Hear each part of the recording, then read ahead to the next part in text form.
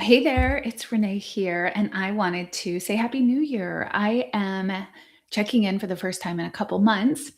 And what I wanted to do was kind of share with you that I'm shifting the direction of not quite old, not quite young in this new year.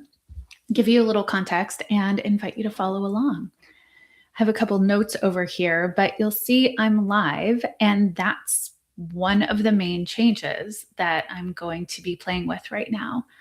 I am excited to spend more time on conversations and cultivating really cool, interesting topics than the time I was spending trying to edit and make things perfect, which was just really draining for me.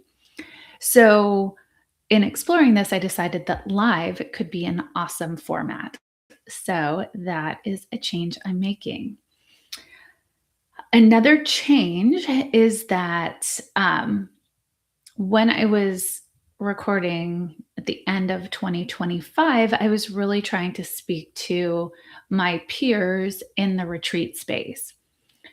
Unfortunately, what I found was that that limited the amount of topics really that I could bring to the table. And I was trying to meld two things that didn't necessarily work for me energetically. So I was trying to narrow my audience and niche down by talking to retreat leaders. But really, what I want to do is so much bigger. My dog just walked in. Um, Bigger in content, and that's what I mean. Um, so then I found I was trying to fit a square peg in a round hole. So what I'm doing now is really formulating this so that it speaks to what I'm exploring in life, which I know is relevant from what my friends are talking about also, which is how do we cultivate a life that is fulfilling and purposeful and joyful at this really interesting and complex part of our lives when we're middle aged. I'm 50, right? And what I've been struggling with and exploring is taking out or like extracting the me, the Renee Manning, from all the other people in my life who are super important and who have been my North Star for the last number of years, especially my children. But they're growing up and they're doing their own thing. And so it's really causing me to have a lot of interesting thoughts and conversations with friends and in my head and with my journal that I just wanted to explore to you all, with you all. And it's not like I have all the answers, certainly not. But I do have a lot of experience, and I've got friends with experiences. So I'm looking forward to just bringing that to the table. Um, I just want to acknowledge that I went through this lull where I kind of thought about throwing in the towel and I kind of started to self doubt, which I do easily, and say, this isn't the right platform for me. I don't have the experience, I don't have the expertise. And really, what I realized is those are skills that I don't necessarily have. And if the time comes that I want to do beautifully produced videos, either I can learn that myself or I can outsource that. But what I can't outsource is my experiences and my connections and the vulnerability that I'm willing to bring to this channel and to this community. So that's why it was really important for me to take a pause, think it through, and then show back up here with a slightly different intention. So, like I said, I'm not here to try to tell you what to do in midlife, but I'm really here to think out loud with you.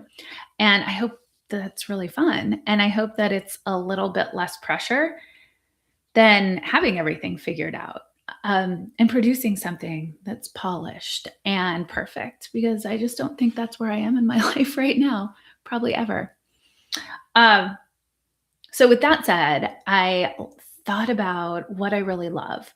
And what are the things I'm passionate about now? And many of them have transcended from childhood to now. And those 4 areas that I'm going to be exploring are, first of all, around fashion. If you know me, you know I love outfits, I love packing.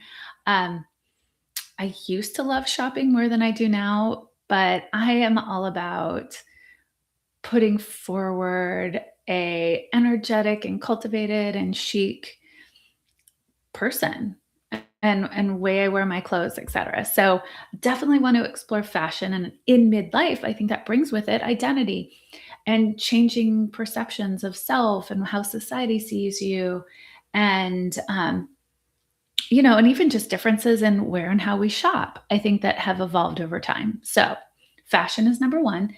Number two is around exercise. I guess that's not a cool term right now, but movement. Um, But exercise in the OG 90s term is the number one way that I stay healthy. And I mean that physically and mentally. Without exercise, I am much more scattered. I am less likely to sleep well.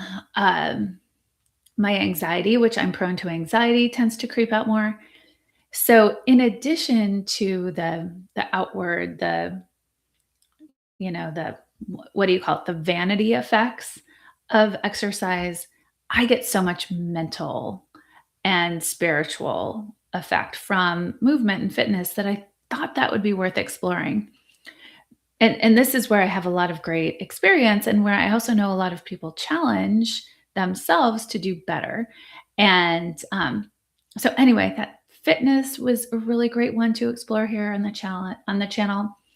And another thing I'm passionate about is family.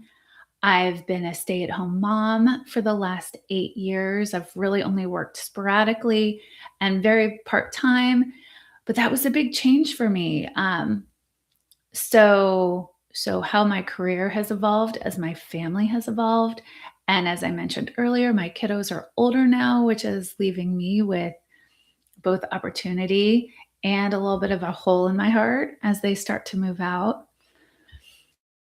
And then on the flip side, there's what's going on with our parents and aging parents and all of that. So I feel like there's a million episodes right there in that world of family and dynamics, and we're kind of stuck in the emotional middle. And I think if we muddle there too much, it might not be proactive or productive, but I also feel like acknowledging that's super important. So I'd love to explore these ideas of family with you all. And then lastly is another one that I just love, which is beauty and self-care. Um, Many of you who know me know that my yoga practice kind of transcends those two things, both movement and self-care. I worked for Estee Lauder for a number of years, so I've really got a cosmetics and retail bias that is a fun thing. I love skincare, and I'm thinking about plastic surgery now that I'm 50. So I want to explore all these things that, again, I feel like are relevant to women who are in kind of the same place as me, and try to sort of muddle through that and feel confident as we show up and are talking about these things, to just reevaluate maybe some ways that we've been thinking in the past, or ways where maybe we've been stuck, um, as an effort to get unstuck and move forward and really have fun, honest, and make important conversations about the stuff that is really, really common. It's super universal. From the fun stuff to the hard stuff, it's out there. And so, like I said, I'm going to be joining you live now, and I've got a real treat from me lined up. One of my best friends will be joining me on our next episode, and she and I are going to be talking about, here's a teaser, how the year of the snake and the change into the year of the fire horse are affecting us, what we're shedding, what we're giving off, and what we're going to welcome into the new year. So I hope you listen and watch that one.